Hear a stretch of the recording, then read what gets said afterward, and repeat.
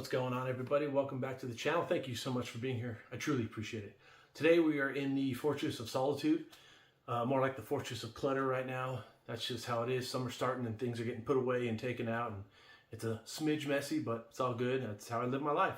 Anyway, today's topic is on the whole physical media disappearing thing. I don't know if you guys have kept up with it, but as you can tell, in Walmarts and Targets, Best Buys, they're starting to get rid of physical media and they're starting to go towards the digital. But the irony is, in my Walmart, the CDs are down like one row. Like there's literally maybe 100 CDs in the entire store, but there's an end cap that's 4 or 5 times that size, full of brand new LPs and records. So I don't know. It's just one of those things that may ruin this whole argument. I don't get it, but you can buy way more records than you can CDs at my Walmart.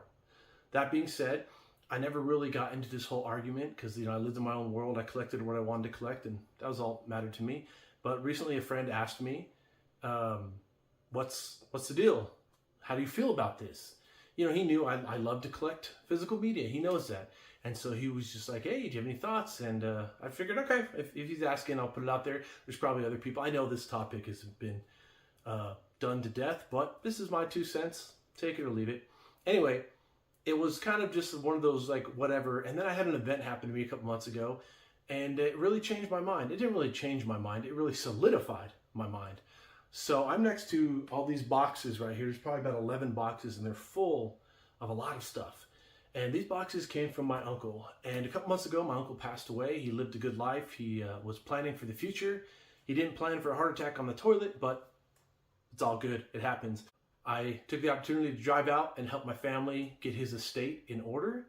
And while we were there, he had just a room full of DVDs and CDs and records and books and all this stuff. And of course, my sisters were like, just throw it away and donate it. And I'm like, no, we ain't doing that. This was a treasure trove. So I took it all home. I wish I could have taken home all the racks, but it just wasn't fit. So I brought home boxes full of just Blu-ray discs and CDs and DVDs and television series. And I think there was a grand total of about just shy or just north of 1,500 total. Now I had the room, so I brought them home, and I've been slowly categorizing them and going through and figuring out what I have, put it on an Excel spreadsheet.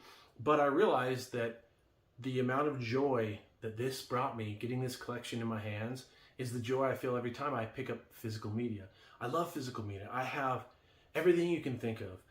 I have tapes, like cassette tapes. I have, of course, DVDs and, of course, CDs. I have plenty of albums. I love my albums. There's always a good album that I find in the wild that I bring it home and I play it. I have 8 tracks. Yeah, I have plenty of working 8 tracks. I even have Betamax, but I can't play those because that's one of the things I don't have to actually play, but I physically have the cassettes. That's another thing, too, is I have the machines and the equipment to play all this stuff, and I get it and I find it and I change out the bands and I clean it up, and everything I have minus the Betamax I can play and I can enjoy and I can show my kids. So that's my number 1 point, is I just love the feeling I get when I bring something physically into my home and I say this is mine, and I love it. Okay, point two is, minus a robbery or my house burning down, I will have this stuff forever, or until my kids sell it for money. This stuff and me, we're going to degrade into dust and be no more, but I will die knowing that I own all this stuff. And that's great. It's convenient. I have a van that has a DVD player, and when we're taking these long trips out in the middle of nowhere and there's no reception, I just pop in a DVD and the kids can watch it and stay quiet, and my wife and I don't lose our sanity as quickly. And I love knowing that. I love knowing as before we go on the road, we can grab a couple DVDs and head on out because they're right there.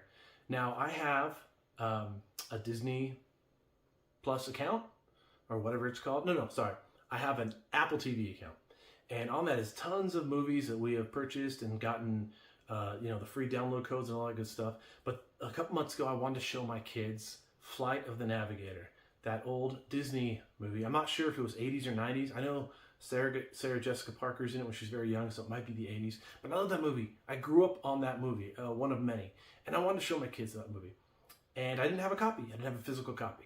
So I found it on the Apple Store, and it was like 15 bucks. Now, I had to spend $15 to see that movie. I did.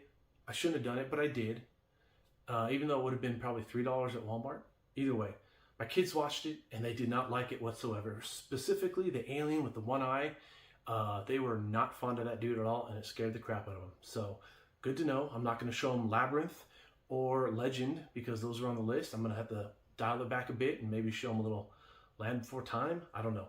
So, what the frustrating part is, I bought that movie for $15, and then like 2 weeks later, we had a storm and we lost power. And guess what I couldn't do? I couldn't play that movie. I wasn't trying to, but I thought about, man, that's $15 sitting there doing absolutely nothing. Now, I've got plenty of generators and backup battery systems that we have.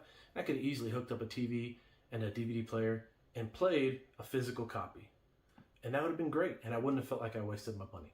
And that's very frustrating. That's my second point that I always think about. I have these things readily available. It may take a couple minutes to bring the TV out or bring the VHS player, the VCR, quote unquote, out of the closet and hook it up, but I can still do it.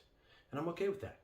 My third point, because 3 has 3, is just the availability of, that's not the wrong word, the convenience. How about that? The convenience. So I can fit all this stuff.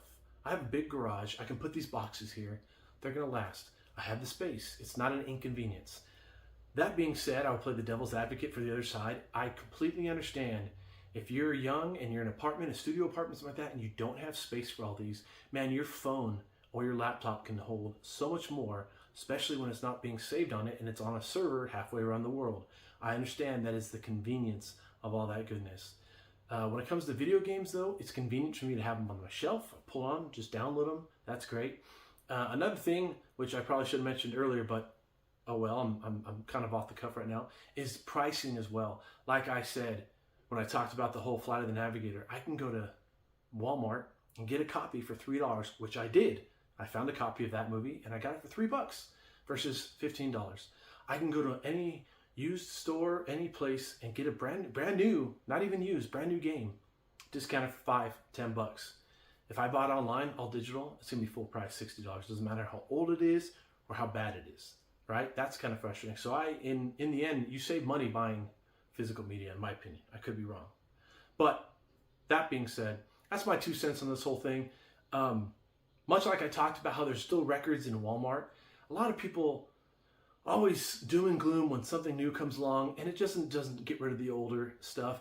I remember, okay, here it is, kids. I'm 43. I remember when the internet was born, when it was created. I remember dial-up and all that good stuff. And I distinctly remember people saying, well, there's the end of libraries, and there's the end of magazines and newspapers. Guess what, folks? They are still around. Just like those records in Walmart. Just because we have digital, those things aren't going to go away. So I never really panic when I hear that stuff. Heck, I'm buying Atari games that are 30 plus years old. Still working great out in the wild. Don't find them all the time, but when I do, I buy them for dirt cheap. So the stuff's still out there. But as long as things will continue to be made physically, I will collect physically. And when stuff stops being made physically, I will just find what I can. And if not, I guess that's the end of it. I guess I'll just look back and take out one of these old school DVDs or even our VHS tapes that I have, and I will hopefully play them in a machine that still works and enjoy life. But what do y'all think about that? I would love to know. What are your comments? Are you guys pro-digital or pro-physical? Are you somewhere in the middle where if it's convenient, yay, but if not, it's all good? Let me know. I'd love to know. Take some time this week to play a video game. Doesn't have to be a physical video game. It could be an all-digital video game. But just play a video game. Be good people. Be good to those around you, and keep on gaming.